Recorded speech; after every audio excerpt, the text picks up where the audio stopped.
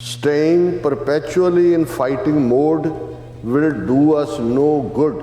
RSS Chief Mohan Bhagwat advocates balance in polarizing times.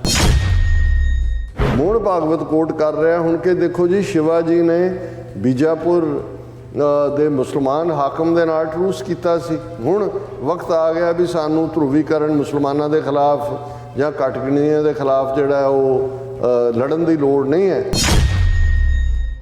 ਅਸੀਂ already ਉਹਨਾਂ ਨੂੰ ਇੰਨਾ ਕੁ ਡਰਾ ਲਿਆ ਕਿ ਹੁਣ ਅਸੀਂ ਦੁਨੀਆ ਨੂੰ ਧੋਖਾ ਦੇਣ ਲਈ ਹੁਣ ਜਿਹੜਾ ਸੱਪ ਦੀ ਜੀਭ ਚੋਂ ਜਾਂ ਸੱਪ ਦੇ ਉਹ ਪੋਇਜ਼ਨਸ ਗਲੈਂਡ ਚੋਂ ਪੋਇਜ਼ਨ ਨਹੀਂ ਨਿਕਲੇਗਾ, ਉਹਦੇ ਚੋਂ ਅੰਮ੍ਰਿਤ ਧਾਰਾ ਨਿਕਲੇਗੀ। We have gained enough strength in our battles. ਅਸੀਂ ਜਿਹੜੀਆਂ ਲੜਾਈਆਂ ਲੜ ਲਈਆਂ ਬਹੁਤ ਸਾਡੇ 'ਚ ਤਾਕਤ ਆ ਗਈ ਹੈ। ਹੁਣ ਇਹ ਸਾਡਾ ਕੁਝ ਨਹੀਂ ਵਿਗਾੜ ਸਕਦੇ।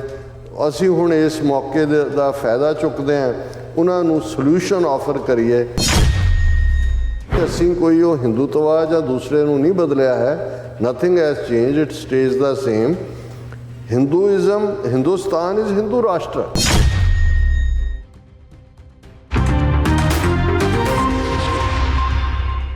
ਦਰਸ਼ਕੋ, ਬ੍ਰੇਕ ਤੋਂ ਬਾਅਦ ਆਪਾਂ ਤੁਹਾਨੂੰ ਸਭ ਨੂੰ ਜੀ ਆਇਆਂ ਕਹਿੰਦੇ ਹਾਂ। ਸੋ ਗੱਲਬਾਤ ਕਰਨ ਜਾ ਰਹੇ ਹਾਂ ਕਿ RSS ਦੇ ਮੁਖੀ ਮੋਹਨ ਭਾਗਵਤ ਨੇ ਆਪਣੀ ਤਿੱਖੀ ਨਫ਼ਰਤ ਭਰੀ ਸੁਰ ਨੂੰ ਹੁਣ ਘੱਟ ਗਿਣਤੀਆਂ ਲਈ ਪਿਆਰ ਤਰਾਨਿਆਂ ਵਿੱਚ ਬਦਲਣ ਦੀ ਕੋਸ਼ਿਸ਼ ਕੀਤੀ ਹੈ। ਉਸਨੇ ਹਿੰਦੂਆਂ ਨੂੰ ਕਿਹਾ ਹੈ ਕਿ ਉਹ ਹੁਣ ਗੈਰ ਹਿੰਦੂਆਂ ਪ੍ਰਤੀ ਆਪਣਾ ਵਤੀਰਾ ਨਰਮ ਕਰਨ। ਸੋ ਇਸ ਬਾਰੇ ਆਪਾਂ ਗੱਲਬਾਤ ਕਰਨ ਜਾ ਰਹੇ ਹਾਂ। ਸੋ ਅਸੀਂ ਚਾਹਾਂਗੇ ਕਿ ਤੁਸੀਂ ਇਸੇ ਤਰ੍ਹਾਂ ਬਣੇ ਰਹਿਣਾ, ਦੇਖਣ ਸੁਣ ਲਈ ਐਂਡ ਲਿਖਣ ਲਈ ਤੁਹਾਡਾ ਸਭ ਦਾ ਬਹੁਤ ਧੰਨਵਾਦ ਜੀ। ਡਾਕਟਰ ਸਾਹਿਬ ਕੀ ਕਹਿਣਾ ਚਾਹੋਗੇ?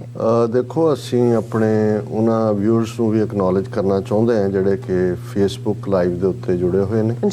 ਸੋਹਣ ਸਿੰਘ ਮਾਹਿਲ ਉਹਨਾਂ ਦਾ ਮੈਸੇਜ ਹੈ, ਜਸਬੀਰ ਸਿੰਘ ਜੀ, ਸਤਨਾਮ ਢਿੱਲੋਂ, ਪ੍ਰਦੀਪ ਸਿੰਘ ਖਹਿਰਾ, ਬਲਿਹਾਰ ਸਿੰਘ ਕੰਗ, ਵੀਰ ਭੁਪਿੰਦਰ ਸਿੰਘ ਲਿਖਦੇ ਨੇ ਇਹਨਾਂ ਦੇ ਪਾਪ ਕੰਬਦੇ ਨੇ ਤਾਂ ਹੀ ਭਾਰਤ ਜੋੜੋ ਯਾਤਰਾ ਸ਼ੁਰੂ ਕਰਨੀ ਪਈ। ਔਰ ਫਿਰ ਉਹਨਾਂ ਨੇ ਇਹ ਲਿਖਿਆ ਕਿ ਜੇ ਭਾਰਤ ਮਾਤਾ ਟੁੱਟਣ ਲੱਗੀ ਹੈ, ਜਿਹੜੀ ਭਾਰਤ ਜੋੜੋ ਯਾਤਰਾ ਸ਼ੁਰੂ ਕਰਨੀ ਪਈ, ਸਵਾਲੀਆ ਨਿਸ਼ਾਨ ਹੈ। ਔਰ ਮੁਹੰਮਦ ਜਾਵੇਦ ਜੀ ਨੇ ਕਿਹਾ ਨੋ ਹਿੰਦੀ ਨੋ ਹਿੰਦੁਸਤਾਨ, ਓਨਲੀ ਖਾਲਿਸਤਾਨ।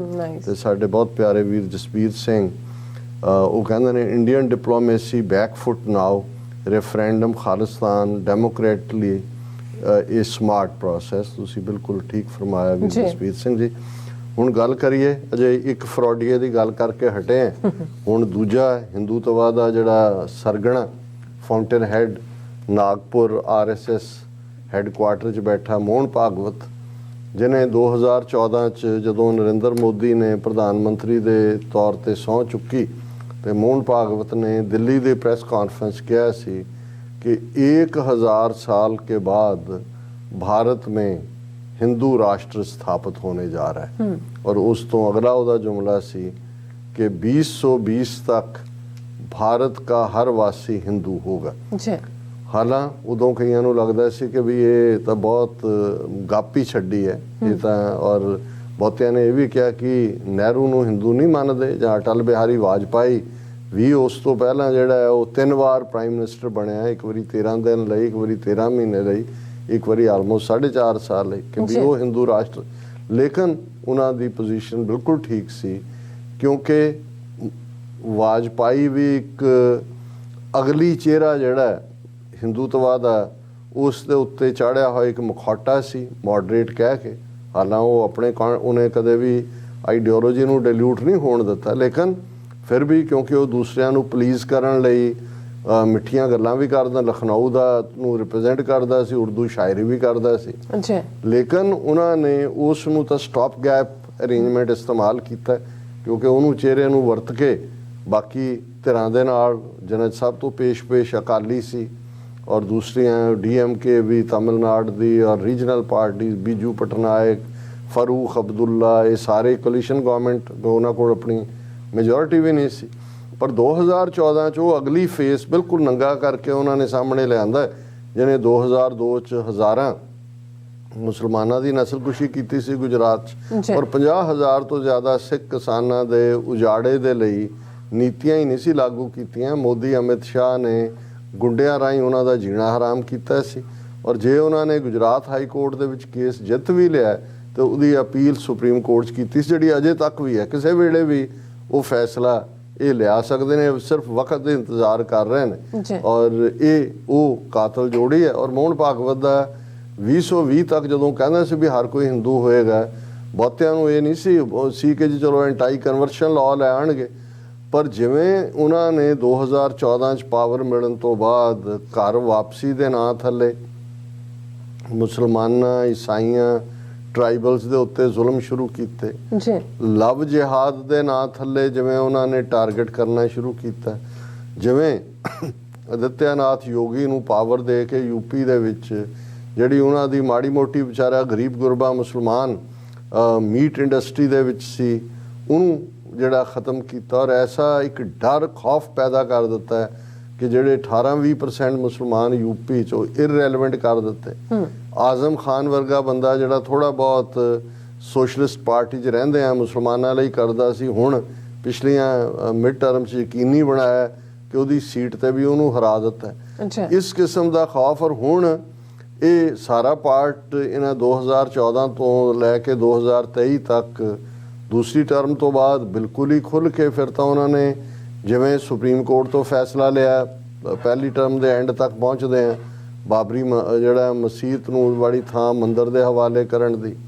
2019 ਦੇ ਵਿੱਚ 5 ਅਗਸਤ 2019 ਨੂੰ ਕਸ਼ਮੀਰ ਦਾ ਭੋਗ ਪਾਤਾ, ਕਿਉਂਕਿ ਇਹ ਵੀ RSS ਦਾ ਹਮੇਸ਼ਾ ਏਜੰਡਾ ਸੀ ਕਿ ਬਈ ਇਹ ਹੋਏ। ਹੁਣ ਯੂਨੀਫਾਰਮ ਸਿਵਲ ਕੋਡ ਦੇ ਨਾਂ ਥੱਲੇ ਮੁਸਲਿਮ ਪਰਸਨਲ ਲਾਅ, ਈਸਾਈਆਂ ਔਰ ਦੂਸਰਿਆਂ ਦੇ ਕਾਨੂੰਨ ਨੂੰ ਖਤਮ ਕਰਨ ਦਾ ਰਾਹ ਪੱਧਰਾ ਕਰ ਦਿੱਤਾ ਹੈ। ਕਿਉਂਕਿ 2 ਸਟੇਟਾਂ 'ਚ ਉੱਤਰਾਖੰਡ ਔਰ ਗੁਜਰਾਤ 'ਚ ਉਹਨਾਂ ਨੇ ਸਟੇਟ ਨੇ ਆਪਣੇ ਕਮਿਸ਼ਨ ਬਣਾਏ। ਜੇ ਉਹਨਾਂ ਨੂੰ ਸੁਪਰੀਮ ਕੋਰਟ ਚੈਲੰਜ ਕੀਤਾ ਗਿਆ ਤੇ ਪਿਛਲੇ ਹਫਤੇ ਸੁਪਰੀਮ ਕੋਰਟ ਨੇ ਆਪਣਾ ਫੈਸਲਾ ਸੁਣਾ ਦਿੱਤਾ ਕਿ ਜੀ ਉਹ ਵੈਲ ਵਿਦਨ ਦਾ ਐਂਬਿਟ ਸਟੇਟਾਂ ਦੇ ਕਰ ਸਕਦੇ ਨੇ। ਸੋ ਹੁਣ ਉਹਨਾਂ ਨੂੰ ਲੱਗਦਾ ਹੈ ਕਿ ਵੀ ਦੁਨੀਆ ਦੇ ਵਿੱਚ ਵੀ ਕੋਈ ਕਿਸੇ ਨੇ ਉਹਨਾਂ ਨੂੰ ਰੋਕਿਆ ਨਹੀਂ। ਠੀਕ ਹੈ, ਕਸ਼ਮੀਰ ਦੇ ਮੁੱਦੇ ਤੇ 2-4 ਮਤੇ ਹੋਏ, ਕਾਂਗਰਸਮੈਨਾਂ ਨੇ ਕੋਈ ਹੀਰਿੰਗ ਕੀਤੀਆਂ, ਬ੍ਰਿਟਿਸ਼ ਪਾਰਲੀਮੈਂਟ 'ਚ ਆਵਾਜ਼ ਹੋਈ, ਕੀ ਫਰਕ ਪਿਆ? ਉਹੀ ਇੰਡੀਆ ਸਟ੍ਰੈਟੇਜਿਕ ਪਾਰਟਨਰ ਅਮਰੀਕਾ ਦੇ ਨਾਲ ਉਵੇਂ ਹੀ ਜਿਹੜਾ ਉਹ ਸਾਰਾ ਪਾਰਟ ਚੱਲ ਰਿਹਾ ਹੈ। ਇਹਦੇ ਬਾਵਜੂਦ ਹਾਲਾਂਕਿ ਇਹਨਾਂ ਦੀ ਦਵਾਈ ਜਿਹੜੀ ਹੈ ਹੁਣ ਜਿਹਨੂੰ ਕਹਿੰਦੇ ਨੇ he got a taste of his own medicine, ਜਦੋਂ ਇਹਨਾਂ ਨੇ ਉਸ ਪੁਲਵਾਮਾ ਦੇ ਹਵਾਲੇ ਨਾਲ ਪਾਕਿਸਤਾਨ ਦੇ ਬਾਲਾਕੋਟ 'ਚ ਜਾ ਕੇ ਸੋ ਕਾਲਡ ਸਰਜੀਕਲ ਸਟ੍ਰਾਈਕ ਦਾ ਦਾਅਵਾ ਕੀਤਾ ਸੀ ਔਰ ਉਹਦੇ 'ਚੋਂ 2019 ਦੀ ਚੋਣ ਕੱਢੀ। ਹੁਣ ਅੱਜ ਦੀਆਂ ਖਬਰਾਂ ਸੀ ਪਿਛਲੇ ਕੱਲ੍ਹ ਜਿਹੜੇ ਇਹਨਾਂ ਦੇ ਬਰਮਾ ਦੇ ਨਾਲ ਮਿਆਂਮਾਰ ਨਾਲ ਲੱਗਦਾ ਬਾਰਡਰ ਹੈ, ਕਿਉਂਕਿ ਅਰੁਣਾਚਲ ਹੋਏ, ਮੇਘਾਲਿਆ ਹੋਏ, ਤ੍ਰਿਪੁਰਾ ਹੋਏ, ਅਸਾਮ ਹੋਏ, ਇਹਨਾਂ ਸਾਰੀਆਂ ਸਟੇਟਾਂ ਦੇ ਬਾਰਡਰ 2 ਮੁਲਕਾਂ ਨਾਲ ਲੱਗਦੇ ਨੇ। ਇੱਕ ਪਾਸੇ ਮਿਆਂਮਾਰ ਜਿਹਨੂੰ ਬਰਮਾ ਕਹਿੰਦੇ ਸੀ, ਦੂਸਰੇ ਪਾਸੇ ਬੰਗਲਾਦੇਸ਼। ਔਰ ਐਨ ਮਿਆਂਮਾਰ ਨਾਲ ਲੱਗਦੀ ਸਰਹੱਦ ਦੇ ਉੱਤੇ ਇਹਨਾਂ ਨੇ ਟ੍ਰੇਨਿੰਗ ਕੈਂਪ ਬਣਾਏ ਹੋਏ ਨੇ, ਕਿੱਥੇ ਕਿਹੜੇ ਦੇ ਗੁਰਿਲੇ ਯੂਜ਼ ਕਰਦੇ ਨੇ। ਲੇਕਿਨ ਮਿਆਂਮਾਰ ਨੇ ਵਿਦਨ ਇੰਡੀਅਨ ਟੈਰੀਟਰੀ ਆ ਕੇ ਬੰਬਾਰਡ ਕਰਕੇ ਇਹਨਾਂ ਦੇ ਕੈਂਪ ਤਬਾਹ ਕੀਤੇ। ਔਰ ਇਹ ਜਿਵੇਂ ਚੀਨ ਦੇ ਕੋਲ 2000 ਸਕੁਅਰ ਮਾਈਲ ਟੈਰੀਟਰੀ ਗਵਾਉਣ ਦੇ ਬਾਵਜੂਦ ਇਹ ਕਹਿਣ ਨੂੰ ਤਿਆਰ ਨਹੀਂ ਕਿ ਜੀ ਅਸੀਂ ਜਿਹੜਾ ਉਹ ਗਵਾਈ ਹੈ। ਔਰ ਦੂਜੇ ਪਾਸੇ ਬਾਲਾਕੋਟ ਹਾਲਾਂ ਉਹ ਵੀ fake so called operation C, लेकिन किमें इन्होंने प्रचारिया जी उनके घर में घुस के मारा। उन्होंने कहा जी म्यांमार जिथे फौजी जुंटा रूल करते उन्होंने घुस के मारा, उन्होंने आके बंबार्ड करके इन्हां दी विद इन टैरीटरी वापस मुड़े। हुण इधरों जुत्तियां उधरों जुत्तियां, कोई इकोनॉमी का भी बुरा हाल, अनएम्पलॉयमेंट, ये सारे च हुण इन्हां नूं लगदा है भी ये जिहड़ा नफरती एजेंडा इन्वेस्टमेंट भी ਜਿਹੜੀ ਆ ਉਹ ਹੋਰ ਕੀ ਹੋਣੀ ਸੀ ਜਿਨ੍ਹਾਂ ਨੇ ਕੀਤੀ ਸੀ ਉਹਨਾਂ ਨੇ ਵੀ। ਹੁਣ ਇਹਨਾਂ ਨੇ ਜਿਵੇਂ ਰਾਹੁਲ ਗਾਂਧੀ ਇੱਕ ਆਪਣਾ ਫਰਾਡ ਕਰ ਰਿਹਾ, ਜਿੱਥੇ ਗਿਆ ਹੁਣ ਗੁਜਰਾਤ ਜਦੋਂ ਰਾਹੁਲ ਗਾਂਧੀ ਦੌਰਾ ਕਰਦਾ ਸੀ ਉਦੋਂ ਤਾਂ ਕਿਸੇ ਮਸਜਿਦ ਤੇ ਗੁਰਦੁਆਰੇ 'ਚ ਗਿਆ ਨਹੀਂ। ਪੰਜਾਬ 'ਚੋਂ ਹਰਮੰਦਰ ਸਾਹਿਬ ਔਰ ਫਤਿਹਗੜ੍ਹ ਸਾਹਿਬ ਔਰ ਫਿਰ ਸਰਹੰਦ ਰੋਜ਼ਾ ਸ਼ਰੀਫ ਵੀ ਪਹੁੰਚ ਜਾਂਦਾ ਹੈ ਕਿ ਜੀ ਮੁਸਲਮਾਨਾਂ ਨੂੰ ਵੀ ਖੁਸ਼ ਕਰਨਾ, ਕਿਉਂਕਿ ਉਹਨਾਂ ਨੂੰ ਲੱਗਦਾ ਹੈ ਕਿ ਜੀ ਹੁਣ ਆਪਣਾ ਤੁਸੀਂ ਵੋਟ ਬੈਂਕ ਥੋੜ੍ਹੀ ਵਧਾਉਣ ਦੀ ਕੋਸ਼ਿਸ਼ ਕਰੋ। ਸੋ ਇਧਰ RSS ਨੇ ਜਾਂ ਮੋਦੀ ਨੇ ਤਾਂ ਕਦੇ ਸਿਰ ਤੇ ਇਸਲਾਮਿਕ ਟੋਪੀ ਵੀ ਨਹੀਂ ਰੱਖੀ, ਗਿਆ ਵੀ ਨਹੀਂ ਕਿਤੇ, ਔਰ ਉਹਨਾਂ ਨੂੰ ਕਦੇ ਟਿਕਟ ਵੀ ਨਹੀਂ ਦਿੰਦਾ ਮੁਸਲਮਾਨ। ਉਹਨਾਂ ਦੀ ਜਿਹੜੀ 18-20% 15-16% ਪਾਪੂਲੇਸ਼ਨ ਹੈ ਉਹਨੂੰ ਡੀਫਰੈਂਚਾਈਜ਼ ਕਰਤਾ। ਲੇਕਿਨ ਹੁਣ ਇਹ ਜਿਹੜਾ ਸੱਪ ਦੇ ਮੂੰਹ ਚੋਂ ਅੰਮ੍ਰਿਤ ਕਿਵੇਂ ਨਿਕਲਣ ਲੱਗ ਪਿਆ। ਮੋਹਨ ਭਾਗਵਤ ਦੀ ਸਟੇਟਮੈਂਟ ਜਿਹੜੀ ਅੱਜ ਸਾਰੇ ਮੀਡੀਆ 'ਚ ਲੱਗੀ ਹੈ ਔਰ ਉਹਨੇ ਇਹ ਇੰਟਰਵਿਊ ਵੀ ਦਿੱਤਾ। ਇਹਨਾਂ ਦੇ 2 ਮਾਊਥਪੀਸ ਨੇ RSS ਦੇ, ਇੱਕ ਅੰਗਰੇਜ਼ੀ 'ਚ ਹੈ, ਇੱਕ ਹਿੰਦੀ 'ਚ ਹੈ। ਹਿੰਦੀ 'ਚ ਪੰਚ ਜਨ ਹੈ ਔਰ ਅੰਗਰੇਜ਼ੀ 'ਚ ਆਬਜ਼ਰਵਰ। ਉਹਨਾਂ ਨੂੰ ਇੰਟਰਵਿਊ ਦਿੰਦੇ ਇਹਨਾਂ ਨੇ ਕਿਹਾ ਹੁਣ ਔਰ ਇਹਦੀ ਹੈਡਲਾਈਨ ਸਾਰੇ ਮੀਡੀਆ ਨੇ ਦਿੱਤੀ ਹੈ, staying perpetually in fighting mode will do us no good. RSS chief Mohan Bhagwat advocates balance in polarising times. ਉਹ ਕਹਿੰਦਾ ਜੀ ਇਹ ਸਾਨੂੰ ਹੁਣ ਇਹ ਧਰੂਵੀਕਰਨ ਨਹੀਂ ਹੋਣਾ ਚਾਹੀਦਾ, ਸਾਨੂੰ ਬੈਲੈਂਸ ਕਰਨਾ ਚਾਹੀਦਾ ਹੈ। ਲੜਾਈ ਝਗੜੇ 'ਚ ਕੀ ਪਿਆ?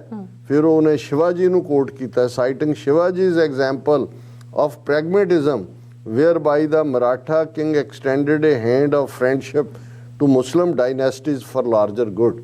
ਕਿ ਬੀਜਾਪੁਰ ਉਹਨੂੰ ਜੀ ਜਿਵੇਂ ਸ਼ਿਵਾਜੀ ਨੇ ਅਪਰੋਚ ਕੀਤਾ, ਮੁਸਲਮਾਨ ਰੂਲ ਸੀ ਕਿ ਉਦੋਂ ਐਸਟੈਬਲਿਸ਼ ਹੋ ਗਿਆ ਸੀ ਸ਼ਿਵਾਜੀ, ਉਹਨੇ ਕਿਹਾ ਜੀ ਅਸੀਂ ਕਾਹਨੂੰ ਝਗੜਾ ਕਰਨਾ ਹੈ, ਤੁਸੀਂ ਆਪਣੀ ਰਿਆਸਤ ਰੱਖੋ, ਹਾਂ ਆਪਣੀ ਵਜ਼ਾਰਤ ਦੇ ਵਿੱਚ 2 ਹਿੰਦੂ ਮਿਨਿਸਟਰ ਬਣਾ ਦਿਓ। ਇਹਨੂੰ ਇਹ ਮੋਹਨ ਭਾਗਵਤ ਕੋਟ ਕਰ ਰਿਹਾ ਹੁਣ ਕਿ ਦੇਖੋ ਜੀ ਸ਼ਿਵਾਜੀ ਨੇ ਬੀਜਾਪੁਰ ਦੇ ਮੁਸਲਮਾਨ ਹਾਕਮ ਦੇ ਨਾਲ ਟਰੂਸ ਕੀਤਾ ਸੀ। ਹੁਣ ਵਕਤ ਆ ਗਿਆ ਵੀ ਸਾਨੂੰ ਧਰੂਵੀਕਰਨ ਮੁਸਲਮਾਨਾਂ ਦੇ ਖਿਲਾਫ ਜਾਂ ਘੱਟ ਗਿਣਤੀਆਂ ਦੇ ਖਿਲਾਫ ਜਿਹੜਾ ਉਹ ਲੜਨ ਦੀ ਲੋੜ ਨਹੀਂ ਹੈ। ਅਸੀਂ ਆਲਰੇਡੀ ਉਹਨਾਂ ਨੂੰ ਇੰਨਾ ਕੁ ਡਰਾ ਲਿਆ ਕਿ ਹੁਣ ਅਸੀਂ ਦੁਨੀਆ ਨੂੰ ਧੋਖਾ ਦੇਣ ਲਈ ਹੁਣ ਜਿਹੜਾ ਸੱਪ ਦੀ ਜੀਭ ਚੋਂ ਜਾਂ ਸੱਪ ਦੇ ਉਹ ਪੋਇਜ਼ਨਸ ਗਲੈਂਡਸ ਚੋਂ ਪੋਇਜ਼ਨ ਨਹੀਂ ਨਿਕਲੇਗਾ, ਉਹਦੇ ਚੋਂ ਅੰਮ੍ਰਿਤ ਧਾਰਾ ਨਿਕਲੇਗੀ। ਉਹ ਜਿਹੜੇ ਬੱਸਾਂ ਦੇ ਵਿੱਚ ਨਹੀਂ ਵੇਚਦੇ ਹੁੰਦੇ ਵੀ ਅੰਮ੍ਰਿਤ ਧਾਰਾ ਦੀਆਂ ਗੋਲੀਆਂ, ਹੁਣ ਇਹ ਅੰਮ੍ਰਿਤ ਧਾਰਾ ਦੀਆਂ ਗੋਲੀਆਂ ਦੇਣ ਲੱਗੇ। ਔਰ ਇਹ ਉਹਨੇ ਇੰਟਰਵਿਊ ਦੇ ਵਿੱਚ ਕਿਹਾ ਕਿ we have gained enough strength in our battles. ਅਸੀਂ ਜਿਹੜੀਆਂ ਲੜਾਈਆਂ ਲੜ ਲਈਆਂ ਬਹੁਤ ਸਾਡੇ 'ਚ ਤਾਕਤ ਆ ਗਈ ਹੈ, ਹੁਣ ਇਹ ਸਾਡਾ ਕੁਝ ਨਹੀਂ ਵਿਗਾੜ ਸਕਦੇ। ਅਸੀਂ ਹੁਣ ਇਸ ਮੌਕੇ ਦਾ ਫਾਇਦਾ ਚੁੱਕਦੇ ਹਾਂ, ਉਹਨਾਂ ਨੂੰ ਸੋਲੂਸ਼ਨ ਆਫਰ ਕਰੀਏ। When we have acquired sufficient strength we should be clear about our priorities for future. ਹੁਣ ਅਸੀਂ ਬਹੁਤ ਤਾਕਤਵਰ ਹੋ ਗਏ ਹਾਂ ਔਰ ਅਸੀਂ ਆਪਣੀ ਦੇਖੀਏ, ਕਿਉਂਕਿ ਲੜਦੇ ਰਹਿਣ 'ਚ ਸਾਨੂੰ ਉਹਦਾ ਕੋਈ ਫਾਇਦਾ ਨਹੀਂ ਹੋਣਾ। So we should change our discourse and language.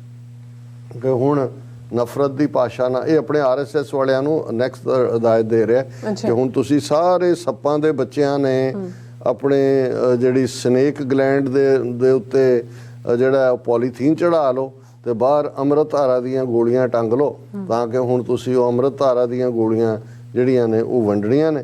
ਔਰ ਉਹਦੇ 'ਚ ਕਹਿ ਰਿਹਾ we should change our discourse and language, the direction remains the same. ਇਹ ਤੁਸੀਂ ਦੇਖੋ ਵੀ ਕਿਵੇਂ ਤੁਸੀਂ ਇਹਨਾਂ ਕਪਟੀਆਂ ਦੇ ਨਾਲ ਮੂੰਹ ਮੇ ਰਾਮ ਰਾਮ ਬਗਲ ਡਿਸਕੋ ਕਿ ਵੀ ਅਸੀਂ ਕੋਈ ਉਹ ਹਿੰਦੂਤਵਾ ਜਾਂ ਦੂਸਰੇ ਨੂੰ ਨਹੀਂ ਬਦਲਿਆ ਹੈ। Nothing has change, it stage the same. Hinduism, Hindustan is Hindu ਰਾਸ਼ਟਰ। ਅਸੀਂ ਤਾਂ ਸਾਬਤ ਕਰਤਾ ਵੀ ਇਹ ਹਿੰਦੂ ਰਾਸ਼ਟਰ ਹੈ। This powerful Bharat will reach the pinnacle of its glory and provide leadership ਦਾ। ਅਸੀਂ ਆਲਰੇਡੀ ਵਿਸ਼ਵ ਗੁਰੂ ਬਣਨ ਵੱਲ ਤੁਰ ਪਏ, ਹੁਣ ਸਾਨੂੰ ਕੋਈ ਹੋਰ ਡਿਸਕੋਰਸ ਦੀ ਲੋੜ ਨਹੀਂ।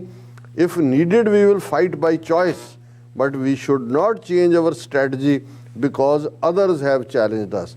ਔਰ ਉਹਨੇ ਕਿਹਾ ਜੀ ਹੁਣ ਸਾਨੂੰ ਕੋਈ ਲੋੜ ਨਹੀਂ ਹੈ ਕਿਸੇ ਦੀ। ਨਾਲ ਦੀ ਨਾਲ ਉਹ ਕਹਿ ਰਿਹਾ, noting Hindu society has been at war for over 1000 years and the fight has been going on against foreign aggression, foreign influence and foreign conspiracies। ਉਹਨੇ ਕਿਹਾ ਜੀ ਹੁਣ ਹਿੰਦੂ ਜਾਗ ਚੁੱਕੇ ਨੇ, arguing that Hindus had now awakened due to many people including the RSS speaking and fighting against foreign influences। ਹੁਣ ਜਿਹੜਾ ਇਸ ਨੂੰ ਤੁਸੀਂ ਘਟਾ ਦਿਓ। ਔਰ ਸ਼ਿਵਾਜੀ ਮਹਾਰਾਜ ਦੀ ਉਦਾਹਰਣ ਦੇ ਕੇ ਹੁਣ ਉਹ ਕਹਿੰਦਾ ਕਿ ਭਾਈ ਆਪਣੇ ਜ਼ਹਿਰ ਦੇ ਗਲੈਂਡਸ ਦੇ ਉੱਤੇ ਅੰਮ੍ਰਿਤ ਧਾਰਾ ਦੀਆਂ ਗੋਲੀਆਂ ਛਡਾ ਲਓ। ਜੀ ਡਾਕਟਰ ਸਾਹਿਬ, ਮੇਰੇ ਖਿਆਲ ਇੱਥੇ ਆਪਾਂ ਪ੍ਰੋਗਰਾਮ ਸਮਾਪਤ ਕਰ ਦਈਏ। ਨਹੀਂ ਜੀ, ਅਸੀਂ ਇੰਨੇ ਦਿਨਾਂ ਬਾਅਦ ਆਏ ਹਾਂ, ਹੁਣ ਸੈਗਮੈਂਟ ਤਾਂ ਪੂਰੇ ਕਰੀਏ, 1 2 3 4 5। ਠੀਕ ਹੈ ਡਾਕਟਰ ਸਾਹਿਬ। ਵਿਊਅਰਸ ਤੁਸੀਂ ਇਸੇ ਤਰ੍ਹਾਂ ਬਣੇ ਰਹਿਣਾ, ਮਿਲਦੇ ਹਾਂ ਛੋਟੇ ਜਿਹੇ ਬ੍ਰੇਕ ਤੋਂ ਬਾਅਦ।